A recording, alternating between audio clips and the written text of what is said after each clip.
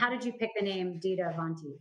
I was working in the strip club and I was, like I said, I was just a fetish model with the name Dita. And like anybody who walks into a strip club, you pick like an alter ego. It's part of the fun of it, and also so people don't know your name and can find out where you live or whatever. Yeah. So, but the Von Teese came from the first time I was in Playboy. I was in Playboy in the '90s as well, and they have like these book of lingerie they used to have that came out every other month, and it was all like girls, from all over the world. And so I was in that, and I Mhm. said, "Well, I'm just Dita," and they go, "No, you have to have a last name." I was like, "Why? Like Madonna, Cher, I want to be like a one name person." And they said, "No." So I remember I was sitting at the bar and pulled out the phone book and looked under. I was like, Vons have cool things, and I was looking under the Vons, and I found the name Von Treese, and I called Playboy and I said, "I'm going to be Dita Von Treese," and they're like, "Okay." And then, a month and a half later or whatever, I go to the liquor store to pick up my issue and I open it up and it says Dita Von Teese. And I was like, that's not right. And I actually called them, and not even smart enough at that point to think like, this could be good, Von Teese, straight teeth. No, I call them and I say, hey, you guys, you got it wrong. It's Von Treese. There's an R in it. And so then they go, yeah, we'll get it right next month. And then next month it was the same. And finally I was like, whatever. So it's like a very not calculated thing. If I had to do it all again, it would probably be different, but you know, Well, it seems perfect though. I would have thought that they changed it for you on purpose because right. they thought, oh, Von Teese, it goes Yeah. with the I don't think whole they even thought that. I don't know what they thought. They didn't say so if that was right. deliberate, but I feel So it's like that by my whole accident. career is like that, like a series of things that were not like calculated. Like I never thought that there were all these things that happened that were never like my lofty goals. They were just like, oh, I mean, this is great. And like getting secretly excited, like, oh, this is, like I remember being like headlining a strip club in Pittsburgh, at a truck stop with a billboard and being like, huh, my name, I have all the pictures to prove it to you. Like, here I am proudly standing in front of my strip club billboard in Pittsburgh, or Wichita Falls. And that to me, I was like, this is my moment. This is the pinnacle of my life. This is as good as it gets. Like, and I genuinely believed it. And I was genuinely grateful for it, like for everything I was doing. And it made it so that everything I did, whether it was, doing my little feather fan dance in a beat down strip club for, whoever, um, I was having fun. And I feel like, I don't mean to be like all universe, but it is like I didn't ask for anything more. I just did my best and enjoyed what I was doing at the time and appreciated the moment, no matter how small it seems now.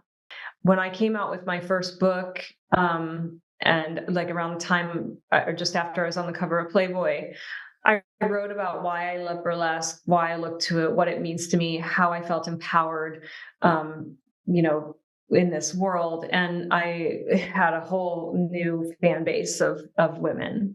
Right. And still to this day, mostly my audience is mostly female, which I feel very, again, like so lucky for that, like, I have this like longevity that probably wouldn't exist if I had just been beneath the hetero male gaze. Right. It's a Right. different story, and it came from me sharing my story, and I think other people like saying, I want to do that too. I want to be like that too. I want to be in control of my sensuality. I want to liberate myself. I feel I like to be inspired by a show like this. My show has always been about diversity and inclusion since I first started touring 15 years ago. Mhm. And it was kind of just like a natural thing that came from burlesque, where I was like, that person is an amazing performer. And I felt like I always wanted to present performers that people can feel like they'll change their minds about what a burlesque show is. Like instead of having a show full of like pinup girls, how do we change people's minds about what this is? Like, so that's something I did before it was a buzzword, before it was cool. Um, And and change people's minds about what beauty is, kind of, because yeah. I was going to ask you about self-esteem and body image and the size of women, right? Many years ago, it was stick thin. Now it's all shapes and sizes. So how do you sort of talk to the people that work with you and that are in your show about what is normal and good and looks good, and how do you stay in shape? I mean, I think a lot about strength and power and ability and like, although I've played with that in the past too, where I've had in my show non-dancers that just capture your gaze, that just like capture your attention. And I really like look for that. And even in casting this Vegas show, we had these huge auditions and there were some people that I was like, can't take my eyes off that person. And maybe somebody on the choreo team was like, they're not the strongest dancer. And I was like, I'm sorry, can't take my eyes off that person. And then I put them in the show, and guess what? I'm right.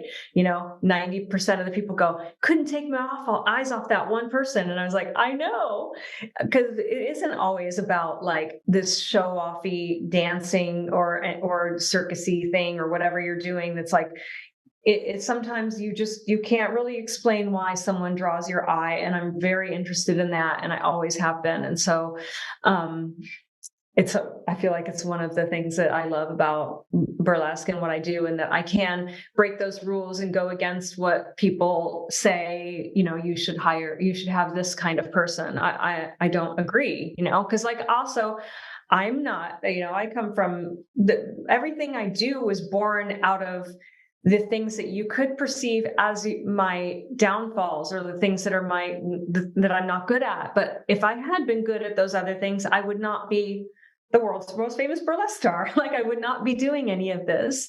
And I feel like I picked the right path and I persevered, and I didn't say, oh, I'm not as good of a dancer as those people, so I can't dance. No, I was like, I'm going to do it my own way. And I feel like even when I think about the artists that I love, like whether it's someone who's a singer, there's always something I feel like this thing that draws you to them. And sometimes it's the imperfections. Like I'm like, I don't like, I have a very like particular like taste in like music or singers. Like I love the way someone like, Frank Sinatra communicated, right? Or I loved Amy Winehouse.